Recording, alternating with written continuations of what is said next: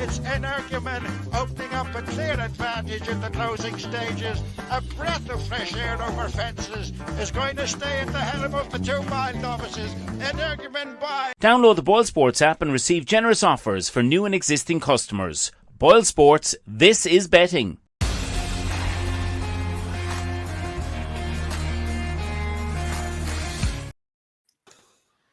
And this is the Champ.ie podcast. Wherever in the world you are watching, you are most welcome, and you're welcome in your thousands on the basis of a terrific support we had to our programme last week. So we've duly changed the cast. Thomas Cole has got a third reserve that's gone in at Dundalk. God knows what bad a race that is. Anyway, so he's exited stage left. He decided he would try and win a race at Dundalk rather than enthrall the masses with his eloquent wit. At least that's what it says here. Delighted to welcome one usual suspect and 2 very special guests. Barry Doyle needs no introduction to me or anybody else. We welcome back Paudie Hassett of Boylesports, who is right shrewd when it comes to reading the trends in the market. And a very special guest, delighted to welcome somebody that many of you will know and somebody you probably would have met before it all sunk in at the Goat Pub the other night. Diarmuid Nolan, who is, of course, responsible for the Race Hour podcast. Was it a good night? And how much do you remember of who tipped what? Hopefully, Mike. Yeah, hopefully it was enjoyable to everybody. It was good fun as far as I was concerned. But as far as the night goes itself, it's kind of, we've all been on preview nights here. It's kind of hard to remember after the night's over who tipped what, or even some races, what you said yourself. So hopefully the big takeaway was the Mullins lads seemed to be unbelievably confident on the impaired pass for the Ballymore was the big takeaway I found in the night. They couldn't seem to have him beaten, Mike. I still think that Lossiemouth is a tub of dog food. So, I mean, talk about the names that are turning up. Doesn't run like a tub of dog food. Anyway, we are going to do, and probably the real reason why Coyle's gone is he don't ever get into one. And that is, we're talking handicaps. And, of course, this week, 9 handicaps. The weights have been revealed. We're looking for your entries, of course, for the 5 cast. And what we have is 5 handicaps. And what we want you to do is, obviously, first of all, subscribe if you haven't already done so. And welcome to the thousands of you that have joined us in the last week. Maybe the Samaritans have been engaged and you've come here instead. And also, of course, the 5 cast on the 5 handicaps that we have carefully selected for you. But there is one overriding question. What is the ground going to be like at Cheltenham in just over a week's time now for the festival? Well, I put on my snorkel flippers in vain hope of seeing some rain and caught up at the track this week with John Pullin, who has got probably the week's most thankless task as clerk of the course. So, John, we start, as of now, with a mixture of good and good to soft, as I understand it. I mean, how hard the last few weeks has it been? We have visions of you at 6:30 on trials morning giving the thumbs up, and you've not seen a drop of rain since, by the sound of it. No, that's it. It's been a real challenge. Just sort of 10 millimetres since the 15th of January, and in the corresponding period, sort of 58 mil. So we've had to get on with the water. We commenced watering on the week commencing 13th of Feb, and the team have done a fantastic job to get us into this position at this stage. We wanted to start irrigating for 2 reasons. Firstly, to sort of help with grass growth and recovery, but also to get ahead of the game a little bit as far as going is concerned. Just in case we came into a cold snap, which now looks as if it might materialise. There's been a lot of talk, a lot of headlines about this, what may be coming. But I'm getting the impression you're of the view it's not going to be a long one. Is that right? Well, we're certainly heading into it in the next sort of 24, 48 hours. And indications are that, as I say, wintry showers for early next week and cold temperatures overnight. But most of the forecasts are suggesting that by next weekend we should be out of the cold spell, and the wind should be coming from a different direction and hopefully warming up. and everybody would be pleased to be able to water the cross country. I had visions of you sort of getting a low-flying aircraft to open a Bowser all over the place, but we've progressed from that stage. Yes, thankfully, and as I say, the team have done a fantastic job. It's not easy to water the cross country course. It is a time-consuming operation. It's lots of short runs, and that involves a lot of movement of the hose reels, and it's a labour-intensive process. But again, we wanted to get on there early and try and get ahead, and we're pleased with where we are for that as well. And how hard is it for you? Because obviously everybody's thinking about Tuesday, but you still have to think about Thursday and Friday, and you've got 2 courses to worry about.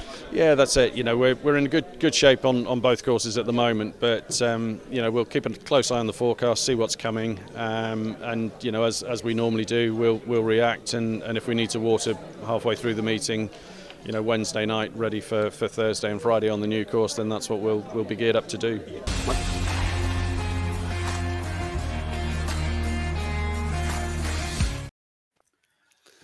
So if you were about to tip 5 mudlarks, lads, get the corrector pen out now. Good to soft, and unlikely to get much easier unless the forecast is wrong. But let us remember last year, Cheltenham was forecast between 2 and 3 mil of rain on the Wednesday. The rest, as they say, is history. But there might well be a case, it happened, I think, about 10 years ago, where they will start the Supreme and there'll be snow on top of Cleve Hill. Some of you will wish it had probably come a bit earlier. But we start, anyway, let's go straight into bat here with the first of these 5 races. And it is the Ultima, 3 miles, 1 furlong, staying handicap chase on the first day. In fact, it's the race before the champion hurdle. And it's actually a British horse, Sam Brown, top of the handicap. Umpteen of these are using it as a dress rehearsal for the possible tilt at the Grand National. I got to about 20 and I ran out of fingers. A fascinating race. And this race, to see Mullins and Elliott, but not with battalions of runners here. Diarmuid, as you're the guest, have first innings on this. There's every chance this might stay at home, isn't it? Yeah, it should. It tends to, doesn't it? The Ultima tends to stay in the UK, and you would be expecting it to again. Serious renewal, as we've come to expect always. But the English challenge is just very, very strong. I mean, 300 through 5, the favourite is obviously was thought of at one point as being a Grade 1 class animal. That's usually what you're looking for here. But there's 2 is slightly bigger that I like, but one particularly. First of all, Oscar Elite was one I put up last year. I was counting my money jumping the last year until he was gunned down with Korat Rambler, which was a serious finish. But he'd be 1 at 10 to 1. But at 12 to 1, my main fancy for the race is Lord Accord for Neil Mulholland, who of course has previous in this race. He's top class trainer whose yard has really come back to form this season. But Lord Accord won well over this course and distance earlier on this season, and then afterwards was second in the Badger Beers race to Frodon, a race that I called wrongly before Mike the Badger Alice race, but the Badger Beers it is now, and second to Frodon, which was a serious effort. And then there afterwards then went on, probably ran back too soon in the old Hennessy, or the Coral Gold Cup as it's called now, and then last time out had a lovely prep over hurdles. So Lord Accord for me at 12 to 1 just looks the right type. This is his Gold Cup. He's not going on to something afterwards you wouldn't think. So Lord Accord for the Ultimate at 12 to 1 looks a very decent bet here, Mike. Paudie, what about the markets? I think it'd be fair to say, obviously, I was, when the weights were announced, I was at Cheltenham, and I got the distinct impression that the weights did more serious changes to other handicaps than to this one. Am I right? Yeah, this just looks wide open. It has the look of a probably going to be a 7-8 to 1 to field kind of a race, I'd say, on the day. In terms of what's going to win it, now there's not an awful lot between them. I kind of be more inclined to pitch for a horse that's young and improving, and I think Moonbag Genius fits the bill there. He's a brilliant jumper. He's done nothing wrong since he went over fences. He's just improving. He just wins with doing enough every day. He never, I like that about him, and I think he'll run a real big race if he rocks up. Barry. Yeah, I think Paudie's definitely onto one there with Monbeg Genius. As he mentioned, he's racked up a hat trick now, and he's looking to continue the sequence. I just wonder, with the ground being on the quicker side, would he be a little bit better with dig in the ground? I think that was John Joe's comments, but he's real progressive. He made the shortlist anyway. He's rated 140 currently for the Ultima, but it's a race that I suppose the Irish haven't had too much success in it, lads. Last Irish winner 16 years ago, Dundee was the last. On my shortlist, Monbeg Genius was certainly on it. I think he's, as Paudie said, he's a real improver, and the way he moves through his races and the way he jumps, he ticks a lot of boxes, I think, for it. Dermot's mentioned Oscar Elite. That's my pick in here. I think he's only a pound higher this season. He obviously ran from out of the handicap last season. I think the top three, obviously Korak Rambler, I backed him in the race last year. I was delighted, Dermot, to see Oscar getting chinned. But I thought it was a huge run for a horse out of the handicap. And I just think he went to the race a little bit fresher last season. And I heard Ruby Wall speaking just on the Road to Cheltenham handicap show, mentioning that he suspects the horse might be a little bit better fresh. But he has hardly had a race. He's won a 3-runner race. He's picked up a grade 2 en route as a prep for this. He's just a pound higher. He has everything, in my view, in terms of, he jumps well. He'll be able to hold his position. And, he's obviously stayed well up the hill. I think he ticks a lot of boxes. In terms of ground, good to soft is going to be fine for him. He's won on heavier ground. He's won on good ground. And I just think Harry Cobden probably likely to take the ride as well. There has to be a massive plus. So Oscar Elite is a double figure price. I can't see him going off anything but a single figure price on the day. I think he ticks a lot of boxes. So just one, though, to mention, if they did come this route, I think he's a lot better than his English mark of 149. Could be a dark horse, Kilcroot. I'm not sure whether this is the route they're going to go, but just from an Irish perspective, he's one I'd say that could be maybe a horse. Well, I'm actually going to suggest that maybe the north of England might even have the key to this, because you've got to say all sorts of nice things, and it'd be a terrific story if, I think almost on the first time they appear, this Into Overdrive, who was so impressive winning the Roland Merrick at Christmas at Weatherby, might be a knocking good each way bet. Or there again, he might not be. So anyway, just quickly then for your 5 casts, Thomas has just left a blank sheet of paper. So what should we drop him in with? Oh, something that won't run. Let's go down the bottom. Something that won't get in the race. A Glamorgan Duke or something. But what are you going for, Paudie, first of all? He's muted himself. Monbeg Genius, I go for, lads. Monbeg and David. Lord Accord. And Barry. Oscar Elite. Okay, there's a few to avoid. Let's move on to race 2 of the 5. And we end day 1. No, it's the penultimate race on day 1. And this is Mission Impossible. And this is a race where everything could change on Saturday afternoon. The reason being is that the top weight is McTighe, who runs at Kelso. Dare I say, Emmett Mullins for the second year running, eyeing the big bonus, having won it last year with the shunter. If you win the more battle hurdle, you then win any race at Cheltenham, you try for 100 grand. Easy way of making a living here.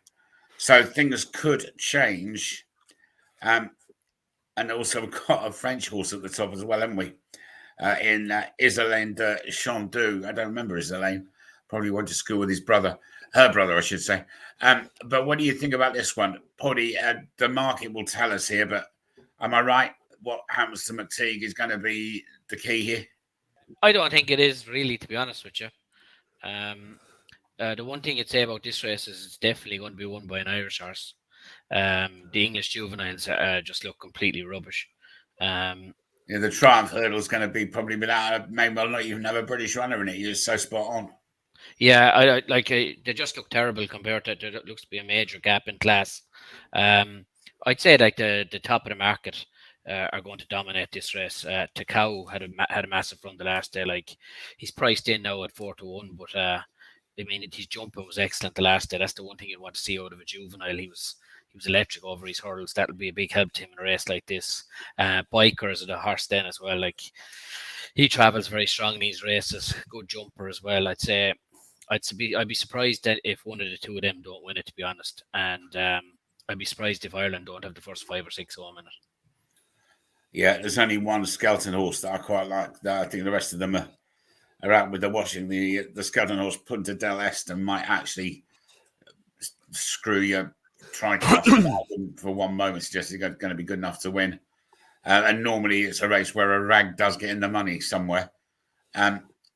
Speaking of rags, Barry. Bikers don't want to liken it, but I think you're absolutely spot on with the English horse, Punta del Este. He is very interesting. You want to see that the way that one in Cansamere. He's had 3 runs over hurdles. Obviously, 2 of them were in France. Mark of 126 Punta del Este, and it was an eye catcher last time. Just maybe worry a little bit about the ground for him. Most of his form is on softer ground. But just in terms of this race, Paudie's right. You know, the Irish have farmed it in recent years.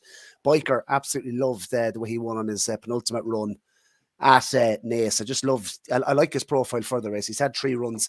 He's only been given £4 tax. I've been a British handicapper, and I loved, what he done at Naas on his second last run.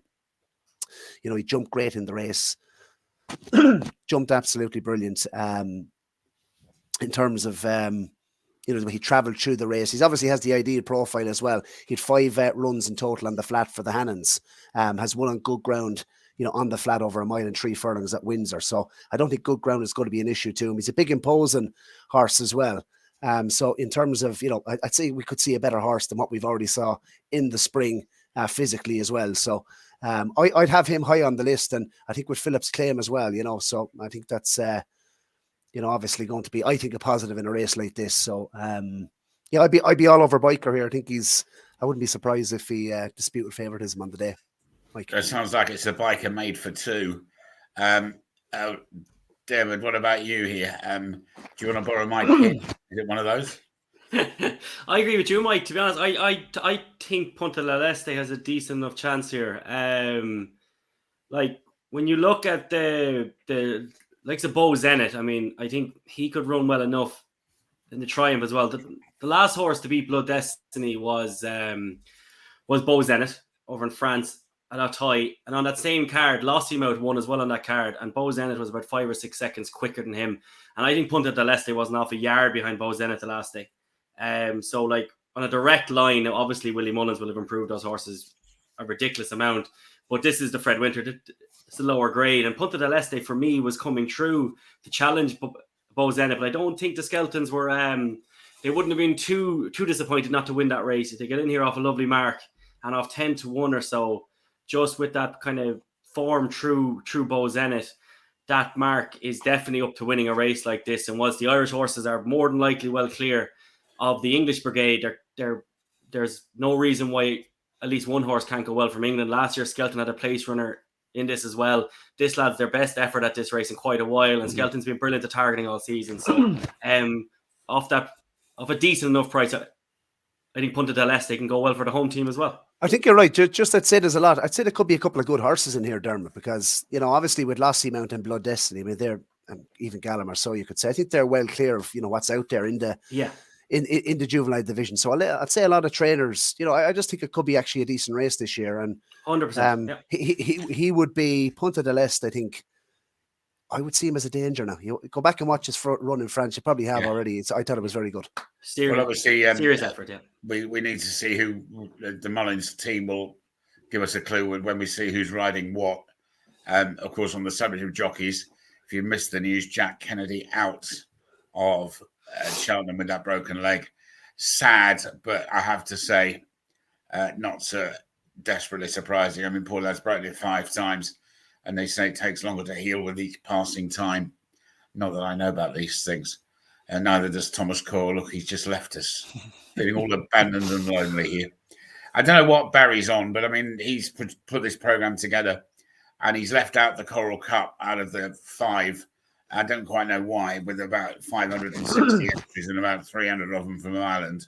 What's the winner of the Coral Cup, Mike? But I haven't got a clue what the winner of the Coral Cup is. I was about to ask you the same question, but I won't, because we need to move on to the Johnny Henderson Grand Annual. And a reminder that this is on the same day as the Coral Cup. It's the 5th race on day 2, so it's on the old course. Our old friend Andy Dufresne has top weight. 5 of the top 6 are Irish trained. Paudie, this is the sort of race where the market often tells us a big story. Anything cooking at this stage? I think the handicapper took a bit of a chance with Dino Blue, letting her in off 140. I suppose if you to revert that back then to her Irish mark, like that would probably put her 132, 133 if she was running here in Ireland, like, which would look very well handicapped off that mark. I'm not a big fan of the mare myself now, but she's definitely not badly treated there. So she's probably the one that's been strongest in the betting since the weights were released. But again, it looks wide open, very, very open race. And the Skeltons, of course, have got third time lucky. So third time lucky, Barry. In race 3, you got a winner for me. Yeah, £2 is fairly lenient, all right. You just maybe worry about, even though this race does favour horses that can be, I suppose, quite unexposed. I still think, 3 runs over fences for Dino Blue just might be a bit of an ask, but £2, as Paudie said, she was definitely on the short list. Another one, 5-year-olds have a pretty miserable record in the race. I'm not sure if there has been one, but one that was on the short list for me was Saint Segal. I think he's well handicapped. And if he was to rock up in here off, 139, I'd certainly make him a player. But the one I really like, Mike, is Tyne White. This is a proper 2-miler now, and I think he ticks lots of boxes. And I think he's a bit of class about him. He won an Ascot first time up. I think the key to this horse is he needs to be fresh. They look to make it back-to-back wins at Ascot in that £100 race where Boot Hill and So Scottish were in. He ran a reasonable race enough. He didn't back up the win. He's been dropped £2 by the handicapper down to 147 from 149. I'd say there's more to come from him now. A 7-year-old.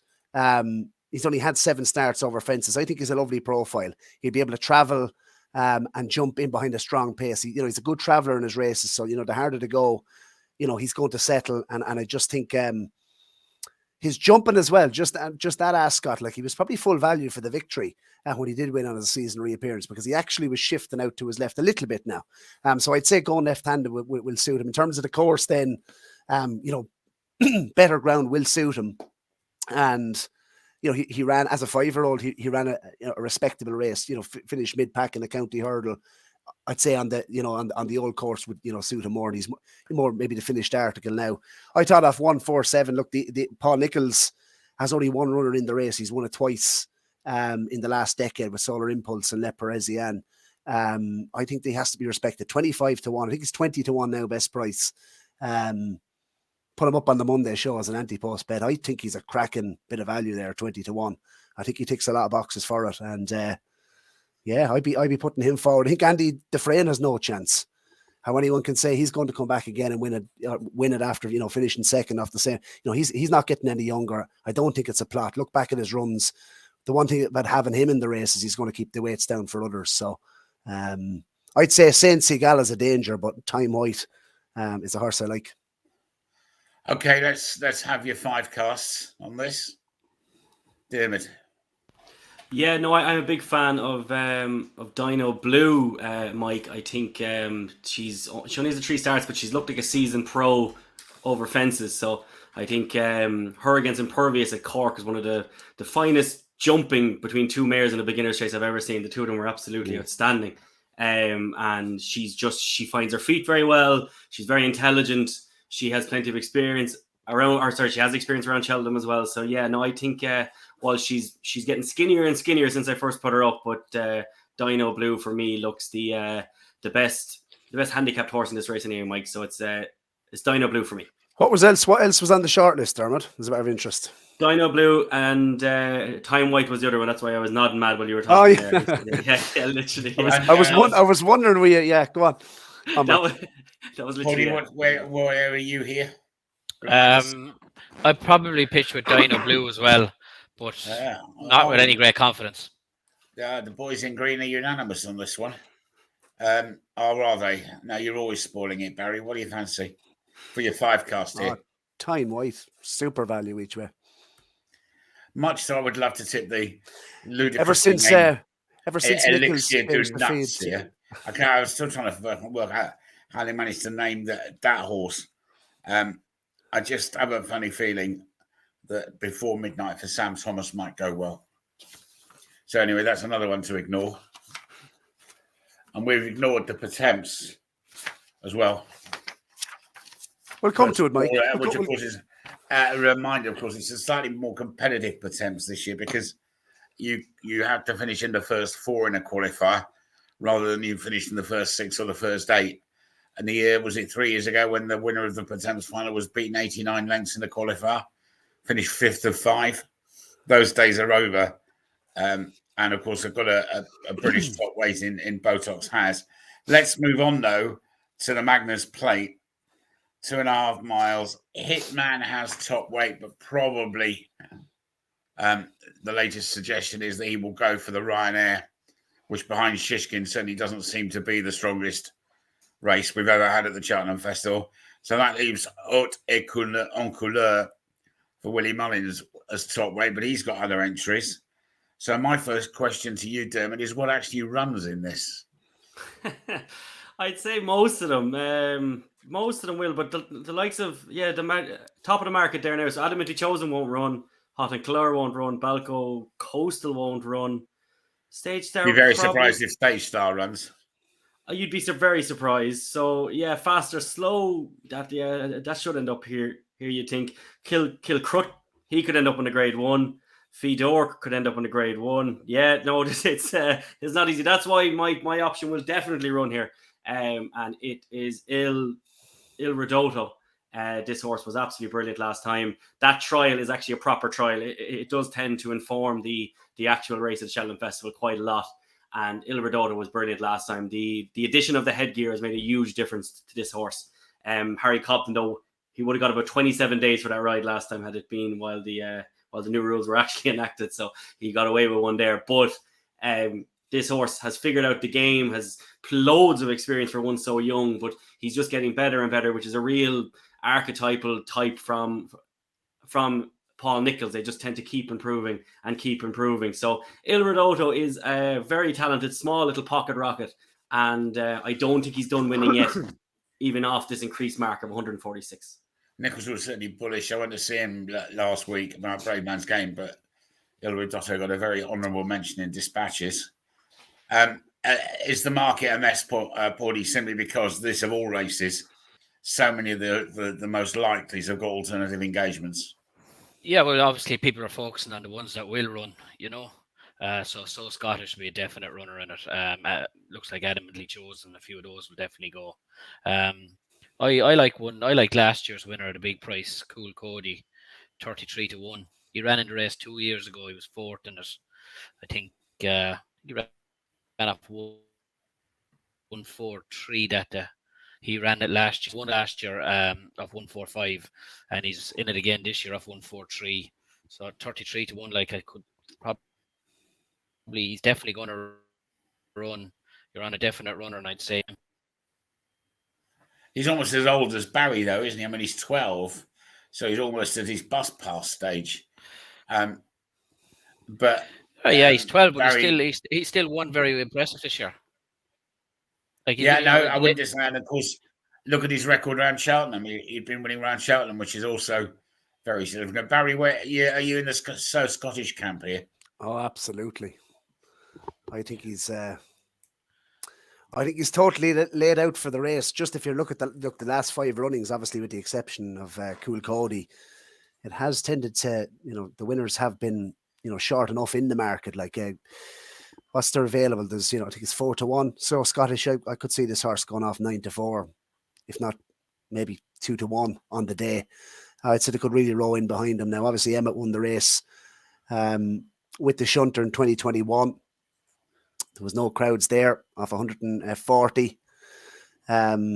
This horse has been given, well, it's up £5 by the British handicapper 143. I'm not sure if that'd stop it. I think stepping up to 2.5 miles on what is the new course. Obviously, more of a stamina test is exactly what this horse wants. His jumping's fine. I think the harder they go, which they will, I think even if you look at the last couple of winners at Divider led, or they've been prominent throughout. So I think you need to be up at the pace. The harder to go, the better it's going to suit this horse, obviously with his stamina and his pedigree.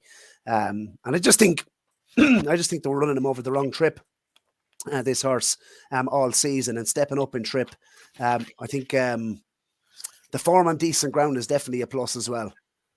I think he's a horrific price. Do you? Absolute horrific price. I wouldn't dream of What would you back him at? What I wouldn't price back would him you at anywhere near double unless he was double figure price. Really? I mean, he's only 3 runs over fences. Like the first day in Tipperary doesn't even count. That was an absolute bike race. Then he goes to Carlisle and he falls ill in a 3-runner race. And then Boot Hill, who's idling in front, had him well put away that day. He ran off 135 that day and he had £5 claimer and he riding him. So he's down up 13 pounds from that run. I think he's an absolute shocker of a price. Let's not forget either that the day in Tremor in the maiden hurl, he let them down for the touch that day. He couldn't win a maiden hurl around Tremor. A yoke of Lorna Fowler's beat it. Like that was an absolute bike race that day. He's a shocker, absolute shocker of a price. Do you not think? Mike, Paudie Hassett's Christmas card list. I was going to ask, do you not think it'd be better for Mikey O'Sullivan's claim of £5? Mikey O'Sullivan's claim of £25 might just about make it work. I think he's a lovely profile going into it. Look, I can see being ganged up on, Barry, because if not, you're about to. I can't breathe today on this podcast. I need a wind up. I don't know whether you can hear all those hems, but so Scottish might need one as well.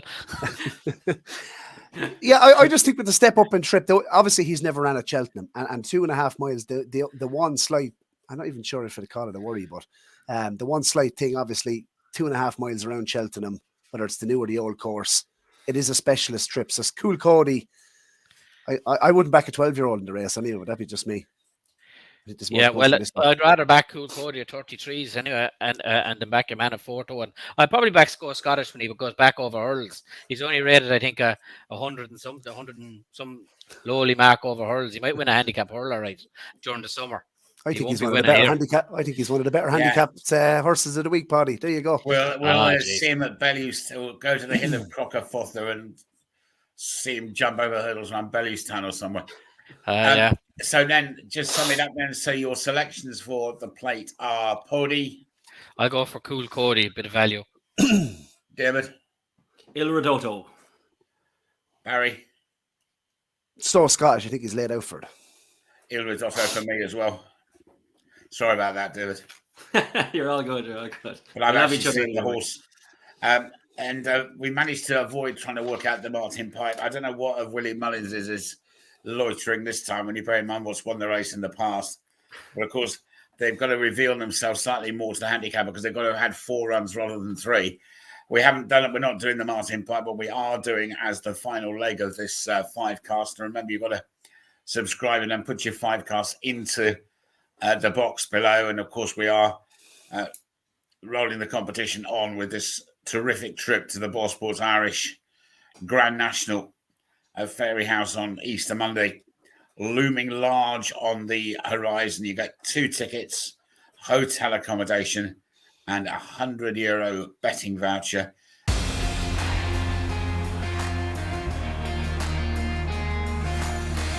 Let's go to the county hurdle. There's no stage star in there, is there? The race this year, looking at this total and utter absolute minefield. Metier is one that many people talk about. He won't have his ground, will he? What will have his ground? Who wants first innings on this? Who am I feeling kind towards because they can have a start? Come on, Paudie. Let's start with you. Paudie still hasn't had the Weetabix. Only rolled out of bed at 2:00. Is that AM or PM? I don't know. I suppose Filey Bay obviously is top of the market for a reason, but I think he's probably plenty short here. Probably prefer to go for something like I think Hunter's Yarn is a good horse. I think he probably wants farther than 2 miles, which is probably not a bad thing in a race like this where they're going to go a heck of a gallop and you want something that probably stays a bit farther than 2 miles. I'd probably pitch with something like Hunter's Yarn, but I wouldn't just be. I just think it's wide open. I don't think you could be overly strong on anything in the race, to be honest. Dermot. Yeah, this is a serious race. The second and third from last year, Mike, would have to be considered by most people with the proviso that they would end up with a claimer of some sort on them. I mean, First Street of 154. If he got young Nathan Brennan from the Nicky Henderson yard claiming 7, he'd be right back into it. Same thing there with Colonel Mustard, who also goes this weekend. I think he'll give McT plenty of it this weekend. It was Colonel Mustard with the lead piping in the lounge, wasn't it? That's where But like, it has to be remembered that they bummed into State Man off 138 last year. I mean, Jesus Christ, there'll never be a better handicapped horse at Cheltenham Festival. But them two are interesting. But I think even off a high weight, now Kieran Callan will claim 7. I think Winter Fog's very interesting here. Paudie made a great point there about wanting a horse that stays a bit further here, because First Street has shown that all season this year as well, that he probably wants between 2 and 2 miles 4 really. And Winter Fog, like Emmett Mullins, is an absolute genius of a trainer, but they really got his trip wrong last year. He definitely wasn't. He just didn't stay 3 miles. He went back over 2 miles 4 at Christmas, absolutely devoured the field. He got a good smack from the handicapper for that. But Kieran Callan will claim £7 off this. Willie Mullins tends to win these handicaps with horses of a high weight, and I was enthused by his stable tour, because this was the only horse that he properly mentioned for something like the county. And Winter Fog could just be one, I think, that in time will end up going very close in something like an entry hurdle. So him running there off £7 lower would be 145 with Kieran Callan, who's a fine young jockey. So with the proviso that Kieran Callan is up on board claiming 7, Winter Fog, we won here for me, Mike. All right, you've had 2 days, Doyle. What have you saw? What do you come up with? I like one here. Actually, really like one. Oh, trained in Ireland. Trained by Gavin Cromwell. It's Pat Doyle. I think this horse has a bit of class. He won a bumper last season on yielding ground at Punchestown. I thought he'd done a lot wrong in the race, and still, I thought he won comfortable enough. He came out in his maiden hurdle at Galway, obviously an undulating track. He was as big as a bull in the parade ring. You know, there was comments about, you know, he didn't look, you know, he looked half fit, and won very, very snug. Jumped particularly well on that occasion. I was very disappointed. I had him on the list now for the Royal Bond. I thought he was going to run a huge race in that, and he travelled nicely into the race, and for whatever reason just dropped out like a light. Ran obviously behind Facile Vega at Christmas, and then came out on his 4th run to qualify him for the race, and I thought he won very, very snug at Navan. You know, undulating track, stiff hill. As the lad said, made a good point, you know, but, you know, what you really need to stay in this particular race. This horse he obviously won a point-to-point prior to his bumper. Derek O'Connor rode him in his bumper last year. I think, you know, the comments after the race was, you know, he was showing quite a bit at home. For a horse that won a point-to-point, he's plenty of pace. So, you know, the harder they go, you know, on the new course, I'd say the better his chance. The only box maybe he doesn't tick is he hasn't won on good ground. So you've asked me, I think you said at the start of the show, Mike, any horse or anyone you have on the list, make sure they're proven on good ground. He's the only one of the 4 I put up that hasn't proved himself on good ground, but that's not to say that he can't. Look, I think he's a good price. He's only been given £3 by the British handicapper. He's 12-1 there. I think Pat Doro, for certainly a man very, very capable in handicaps. On the short list, I'd like to look at horses maybe further down. You know, obviously, if this one man can win it with a horse off that weight, it's probably Willie Mullins, and as Dermot, you know, pointed out, that he probably have the claimer on top as well. But Pembroke, look, he's going to be on many people's lists.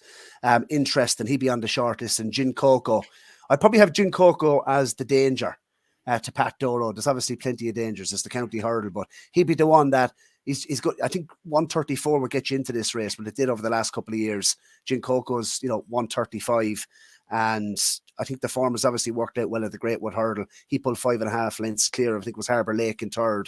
The winner of that race was I Like to Move It, who I think is in the betting without Constitution Hill and State Man. I'd be interested in him. So I think Gin Coco could be well handicapped as well, but Pat Doro, I think he's a classy sort now, and I'd say he's a lot better than 141, Mike. So that's Pat Dora for you going into your 5 cast. Yeah. Into your 5 cast, it goes Winter Fog. And Paudie. I stick with Hunter's Yarn. Right, well, I'm into Glory and... no, I'm sorry, I'm changing my mind. I wasn't into Glory and Voucher. I'm into Soaring Glory. I actually am, and if he's anything like that to his best, He could just have been let him loose by the handicapper off 143. We shall see. Special guest time, Mike. As well, not only do we have these wise words from these three learned gentlemen. Notice here that Thomas Core's taken a vow of silence. He told us about the third reserve at Dundalk. There are lots of other people as well with a lot to say about handicaps, including our special guest.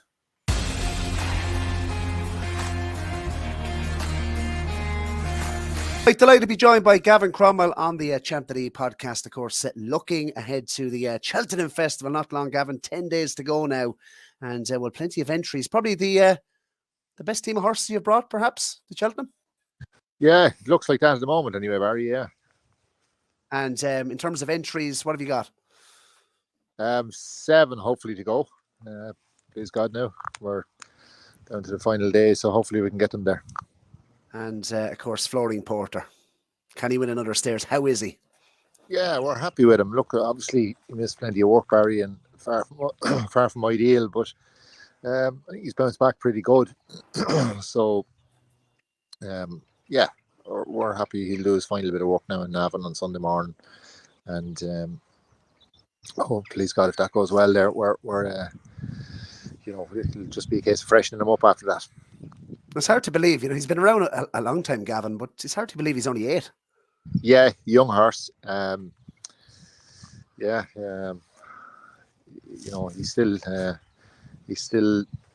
few years left in him yet. Please God, if we can keep him right. So looking forward to getting him there. Hopefully we do. And fitness-wise, was there a little bit of a hold-up? Was there kind of doubt at any stage that he might make Cheltenham again this year? Look, it's well publicised. He missed plenty of work and after Christmas, and we managed to get him swimming after a while, and that helped him along. But it's far from ideal. But I think he's bounced back pretty good, and I'm happy enough. But definitely in the back of our head, he did miss work, so he's as fit as I can get him, and we'll just freshen him up from here on in. And when he puts his foot on the Pressbury course, when you bring him over, does he come alive? He seems to absolutely love the place. Yeah, I think it's just a case of the spring, really. He comes to life in the spring, and obviously he knows how to win around there as well, which is it's a massive asset going there. So looking forward to it. Absolutely. Now, obviously, Gavin, you've had great success with syndicates. Of course, final orders. What a servant he's been. He's 6 from 5, or 5 from 6, I should say, over fences. Has options at the Cheltenham Festival. Are you leaning towards, now that the weights have been announced, towards Arkle, or would you be looking at the Grand Annual? Listen, the Grand Annual has to look. It looks appealing. He's only £1 higher in the UK than he is in Ireland. I think he'd have to run sort of at least £10 above his mark to feature in the Arkle. So it's a massive ask. But where in the handicap, he just might be more of a player. So listen, we're still talking with owners, and we're undecided where we're going. But he's in good nick, and wherever he goes, please God, he'll make a good account of himself. Stumptown, the Kim Muir, obviously, he won at Thurles, backed it up at Sandown, and it looks like now he's going to get into the Kim Muir, and he'll be looking to make it a hat trick in that Kim Muir. Look, he went up. He's gone up. I think he went up 10 the first day, 10 again for Sandown. I originally entered him in Sandown to get a look at a mark for a UK mark, and the handicapper he only had him off 125, so he wouldn't have got into the Kim Muir, so decided to run him, and look, he got 10 for that. So he'd rather be scraping into the Kim Muir, but he won't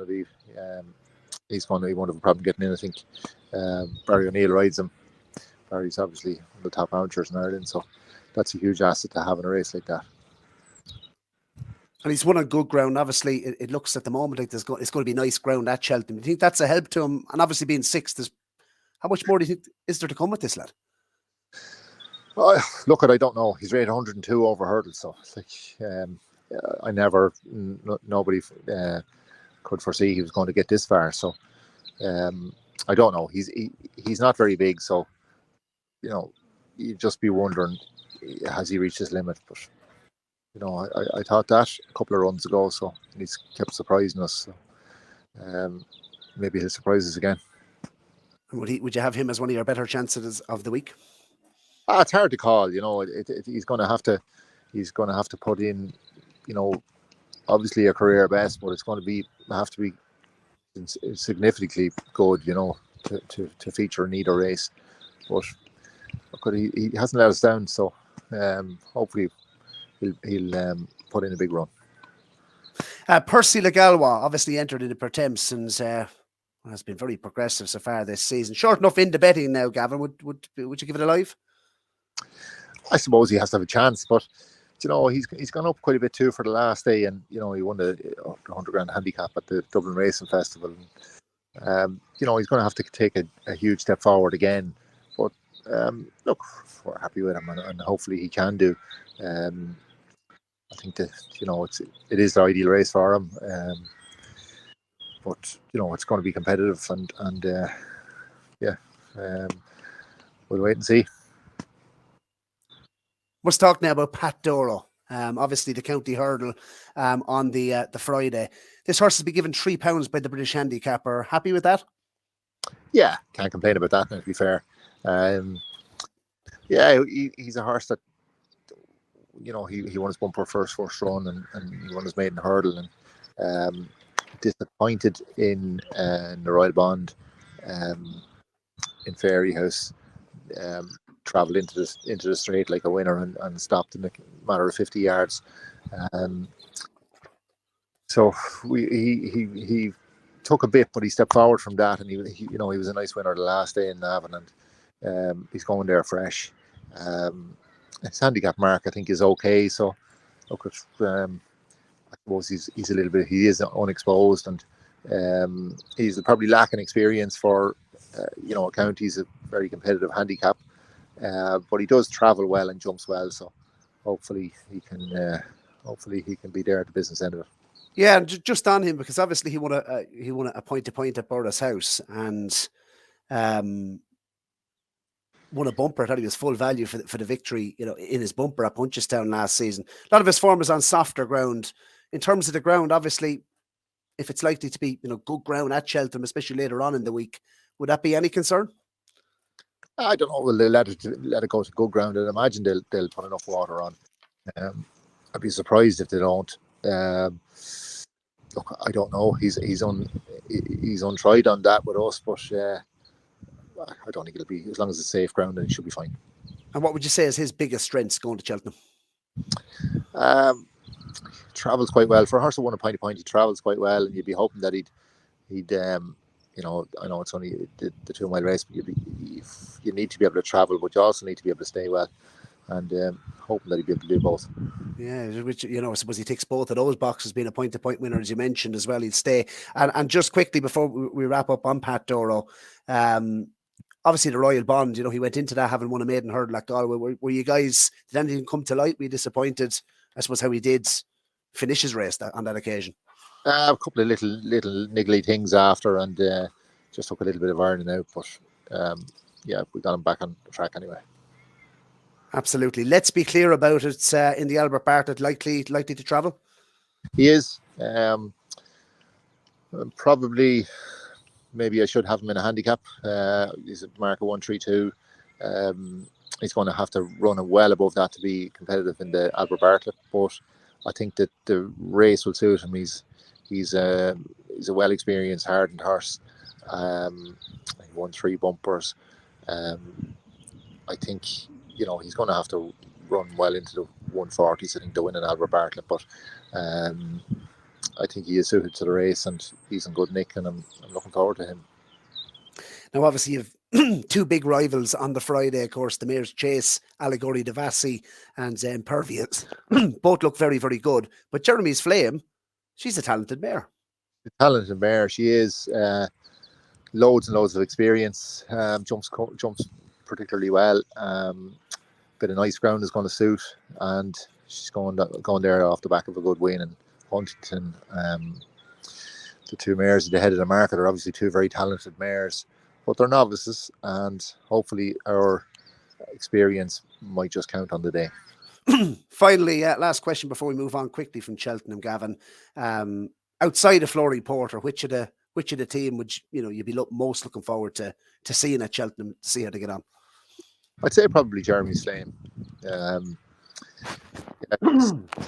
She's a mare that I've always thought a lot of, and I think she's really only coming to hand now. And I know she's 9, but mentally she's always been a little bit tricky, but we have her in a good place now, so looking forward to her. Super. Obviously, Gavin, you've had, before we wrap up the interview, you've had good success, obviously, on the flat as well. We're coming into the spring. Any sort of young horses or any horses that, maybe we haven't seen that we can keep an eye on going forward this season? With a few nice 2-year-olds not named yet, and we think they're okay at the moment, but we just don't know yet. I'm looking forward to Sunset Shiraz is back with us again this season, and Galat, they worked this morning. I'm happy with them, and they'll come out very early in the season, and looking forward to them. Okay, so it's time to put this all together. Pubs open shortly, so you want to be there for opening time. So let's go through the races again with the 5 cast selections, and I want you to go, please, with your handicap nap. And if you've got anything else you want to mention about any of the other handicaps, just very briefly, by all means do so. Barry, you go first. Yeah, so the 5 cast in the Ultima, I'm going to go Oscar Elite. In the Grand Annual, or in the Boodles, I'm going to go with Biker. In the Grand Annual, I'm going to go with Tyne White. And in the Plates handicap, I'm going to go with So Scottish, Paudie. And in the County Hurdle, Pat Doro. Damn it. In the Ultima, sorry, I just completely forget the name of the Neil Mulholland horse. I picked the Ultima. Sorry, 2 seconds. Lord Accord. Lord Accord, dear God. Lord Accord. Then the I never wrote these down. Sorry, the French horse in the Punta de l'Est. Punta de l'Este in the Grand Annual is Dino Blue. In the Plate is Il Ridotto, and in the County Hurdle is Winter Fog. And your nap out of that lot? Out of that lot, I would be napping Il Ridotto, but for my main festival fancy was the Capo Glory for the Martin Pipe, but unfortunately I got wind of word through after I said them out loud at the preview night that the connections have now decided not to go. So my nap of all the handicaps at the Cheltenham Festival was actually Cool Survivor of Gordon Elliott's in the Martin Pipe. I think he ran a huge race at the Dublin Racing Festival. I go Moonbeg Genius in the Ultima, Biker in the Boodles. I'll go for Cool Cody in the Plate, and then I'll go to the Coral Cup and I'll put in Run for Oscar, and in the Kim Muir I'll put in Stumptown. And the nap out of that lot? And the nap out of that lot would be Run for Oscar in the Coral Cup. There you go. Well, I'm only going to give you a couple because that's enough from me. I'll cause enough mayhem when I open my mouth. My nap in the handicaps, thanks for the help, gets into the Pertemps as number 24 of 24. Good winner at Chepstow last time in the final qualifier. I think it might be a bit of a JP McManus move on that. Although, again, there might not be. And also, give me half a chance with the big breakaway in the Ultimate. So there it is. A warm thanks to the team, to Barry, without whom none of this would be possible. Bit of fun, Mike, happening. I beg your pardon? So we're going to have a little bit of fun. We are in a moment, but we want to say thank you first and get the formalities over. Thank you to long continued success with Race Hour podcast. Keep up the good work. Are you coming? Cheers, Mike. Thanks very much, Mike. Will we see you at Cheltenham? You most certainly will. I'll be around the place there somewhere. You know who you can go and demand your money back from after this week. And of course, the legendary Paudie Hassett, who's sitting in a room which is about, by the looks of it, 10 square feet wide. And that's probably, is that where you're going to be based all next week? Or are you actually going to come and get some Gloucestershire air as well? No, I might actually venture out around the place and go to the shops for a few days. But no, I'd Either here or in the betting shop, one or the other. Well, those are the experts. This is a program that is growing and growing, and we're delighted to each and every one of you for supporting Champ.ie. And it even means looking at the handicaps besides Diarmuid, Paudie, and Barry have been one or two other interested names. So we saw lots of big American owners come into the sport of horse racing, and of course into the Premier League and the football. But one American that has been looking to get involved on the eve of the Cheltenham Festival, Donald Trump. Donald's, I believe you had your eye on a couple of handicappers, but you're not impressed that the weights were released secretly on Tuesday. Yes, Barry, thank you. It's a shambles, isn't it? The BHA have made one of the biggest mess ups ever, releasing the handicaps on Tuesday, and they were supposed to come out on Wednesday. So there's a lot of my friends very angry, and we're going to hear from them this morning, this evening, whatever it is over there. I don't know, but I know we're very, very annoyed over this release on Tuesday, which should have been officially done on Wednesday. And speaking to you last week, Donald, you had your eye on one particular handicap that you told me was pretty well in, and when the handicap weights are released early, you missed the boat. Yeah, I did miss the boat, and I haven't spoken to the trainer yet with my horse, and I can't give away too much here because I just can't. I know we're 10 or 11 days out from the Cheltenham Festival, but keep an eye on me, keep an eye for me at Prestbury Park over the 4 days. You'll see me popping up, I'm telling you, and I won't be far away from that number one spot. I can tell you that, Barry. And in terms of your friends, anyone on the line with you? Well, Michael O'Leary is here, and I'm delighted, Donald. Look, I've been saying for years the BHA were out to get me. They've come out a day earlier this year and got me with some of the weights and the handicaps, which have been absolutely appalling. And that's all I can say. I'm not saying too much about it because, look, I've been criticised in the past. I'll be criticised again today. But look, I was right. They have released weights a day earlier than they should. And it's amazing that they haven't taken some of my horses that have retired and put weight on them as well back in Jigginstown. So, I was right. That's it. I was right. And Donald, come here. I was just speaking to you earlier before we came on here. Because the handicap is such a shambles, you have your eye on one in the Supreme. I do. I really do. I'm a big fan of High Definition. I just love this horse, and it's not late for me to maybe try and get involved with him. And I spoke with my good friend Aidan, and I think even Aidan could be here with us today.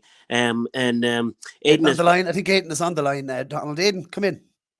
Delighted, Donald, that you're interested in High Definition. And look, I was on with the lads there last week, and everyone was very happy. Like Joseph and Kevin are still in the meeting with the 4 projectors from last week. That they didn't come out yet, so I'm just here. High Definition is about to do a bit of jumping. And Donald, you did send me an email there about asking could you become part of the lads. So I've asked John and Michael, and I was saying to them, like, I did a little sketch for John and Michael at home in Ballydoyle, and I said, lads, can you imagine me on the television saying that all the lads are very happy, John's very happy, Michael's very happy, and if we Donald very happy as well, it has a lovely ring to it. So I hope to have an answer. And look, there's the milkman now, he's just in, so I'm going to get him to have a look at High Definition, and he'll probably be very happy with him as well today, And just Donald, right, if this deal does go through, right, what are you expecting in the Supreme Novices Hurdle?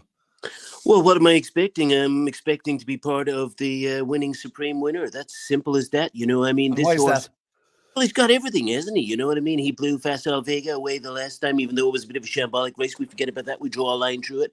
But he's going to do the same in the Supreme.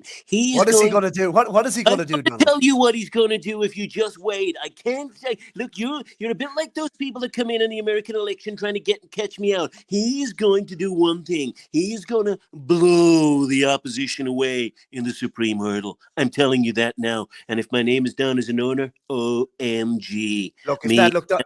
Okay, Donald, look, if this does not go through, right, if this deal does not go through, there is a horse that has a bit of course and distance form, and he's currently entered in the Hunter's Chase on the Friday, right? I know the Supreme Novices is, everyone wants to win that, Donald, but the Hunter's Chase, Mick Winters on the line. Mick, you have Chatham Street, lad, he's a course and distance winner. Sell the case for Donald. Look, Donald, if we wanted to go into him, like, we'd have no problem, like, with a small team below in Cork, you know, me, the brother, and Dada comes down, rides a few horses, and we have a couple of good girls in the yard there that ride out the horse. Look, Chatham, look, sure, he loves Cheltenham, and we are going over there, sure, we're in a very small yard, but sure, look, you'd be very hopeful, like, that he could run a big race. We couldn't be happier now with him at home. I sat in him the other day, and JZ jumped out of my hands, like, I did an awful job in restraining him, so I'll give him another bit of work there before the race in Cheltenham. And cheers, after that, sure, look, we couldn't be hopeful. But look, if the boys don't let you in, or the lads, as you call them, they let you in, Jesus, give me a shout, and I'll say it to my syndicate members. I'll say it to the lads here in my syndicate with Chatham. And sure, Jesus, we'd be delighted to have a Yank involved with us, you know, and we can, you know, look, it would be great, absolutely great now. And sure, any more, Barry, I can't see, only get all Hass over in one piece, and I'll go over with him in the boat myself, and that'll be that. Look, I'll have to go away here because we've a lot of horses to feed. Willie Mullins, okay, Mick, thanks very much for joining us. Hope, listen, whoever Donald gets involved in, I'm sure it's going to be great. But we're going to ask, of course, Willie Mullins, just finally before we wrap up about the BHA. Willie, you're not worried about the handicaps anyway? Well, no, the BHA released them on Tuesday. Ruby went on and on Racing TV and probably threw a bit of a bombshell. We had that pre-planned because most of my horses, I'd say, for the handicaps are between 1 stone and 2 stone well in. So you can imagine, I couldn't say too much about it now, but I'd say my handicap horses, Barry, over the 4 days will do their talking, and I'd say the BHA releasing weights on a Tuesday, that'll be the least of their worries. Best chance of winning a handicap, Willie? Look, there's a few there. I'll come back to you. Right, on the gallops. Good luck. And there you are. Plenty of food for thought. Plenty of horses to either back or ignore. And please come and join us. We will do the last of the Cheltenham previews in the run-up to Prestbury Park a week on Tuesday. All I'd do is hope you win enough to go and buy an extra sweater, because whatever is going to happen weather-wise at Cheltenham, short sleeves are out, shorts are out, but also snorkel and flippers are out. What's in? Find out from all of us on the Champ.ie podcast. Thanks for watching and good punting. Inside the final 150 yards, this is a special pair, and it's a Hattons full of grace. And it's Energumen opening up a clear advantage in the closing stages. A breath of fresh air over fences is going to stay at the helm of the 2 mile novices. Energumen. Download the Boylesports app and receive generous offers for new and existing customers. Boylesports, this is betting.